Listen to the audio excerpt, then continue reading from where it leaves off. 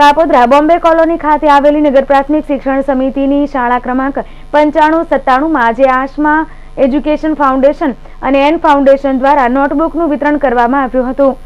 Asma education foundation અને N foundation દ્વારા અવારનવાર સામાજિક કાર્યો કરવામાં આવે છે,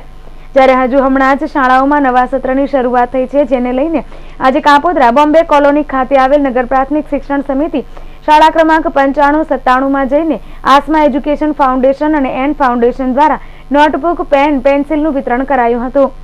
શાળામાં અભ્યાસ કરતા ધોરણ 1 થી 12 ના વિદ્યાર્થીઓને આ વિતરણમાં સમાવેશ કરવામાં આવ્યો હતો। ફાઉન્ડેશન દ્વારા 1000 વિદ્યાર્થીઓને નોટબુક, પેન્સિલ, પેનનું વિતરણ કર્યું હતું, જ્યારે આસમા એજ્યુકેશન ફાઉન્ડેશન દ્વારા 50 જેટલા બાળકોને દત્તક લઈ ધોરણ 12 સુધીના ખર્ચાઓ ફાઉન્ડેશન દ્વારા ચૂકવવામાં આવશે। મારું નામ યોગેશ જાસોલિયા છે અને અમે આસમા એજ્યુકેશન ફાઉન્ડેશન ચલાવીએ છીએ